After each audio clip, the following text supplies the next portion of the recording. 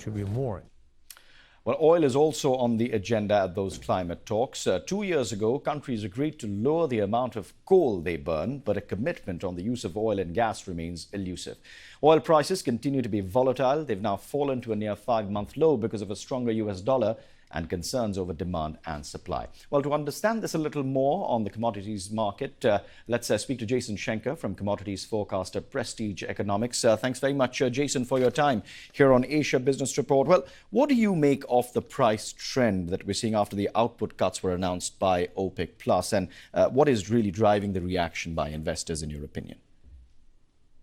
Thank you for having me on today. I think the most important thing that's going on right now is the expectations for global growth are driving oil prices lower. There's concern about the Chinese economy. We saw the Moody's change to a negative credit watch this week. There's also concern about weakness in the Eurozone, the global economy in general weakening. That weakening growth presents downside risk to oil prices.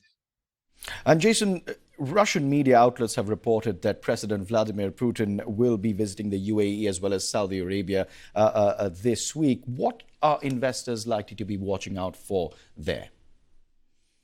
I think they're going to be watching for geopolitical implications rather than for something specifically tied to the oil market, right? The global geopolitical situation has become extremely volatile. Cold War II is really just getting started. There's likely to be additional tensions that we see across economies. This also presents downside risk to oil prices as well. And that's despite OPEC Plus cutting production. The concerns that we could see bifurcating global supply chains, that high interest rates could weigh on growth.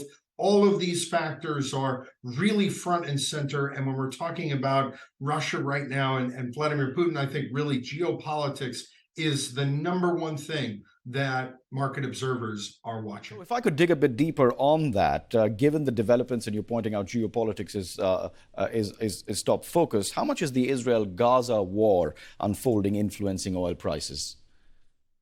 It's interesting that when that first happened, oil prices went up because there was great concern that Iran could be pulled into it, that this would turn into a broader Middle Eastern conflict and disrupt global oil supplies.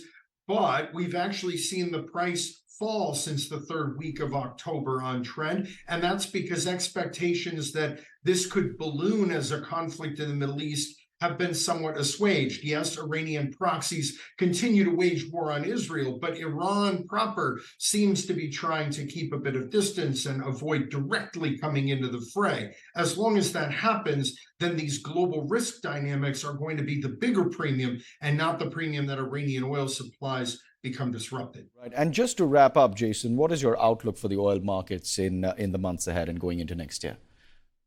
I think in the short term, we have some more additional downside risk. Oil's not the only commodity under pressure right now. You look at copper, you look at aluminum, you look at a number of other industrial metals. They're under pressure too because of this global growth concern. That's the near term. But when we get to next year, to the middle of next year, to the latter part of next year, there are some more upsides to oil prices because we're in a tight inventory situation. And if we begin to see interest rates get cut and the dollar fall further, there's more upside for crude prices. All right, Jason Schenker, we'll leave it there. Thank you very much for your perspective and thoughts on the program. All right, from one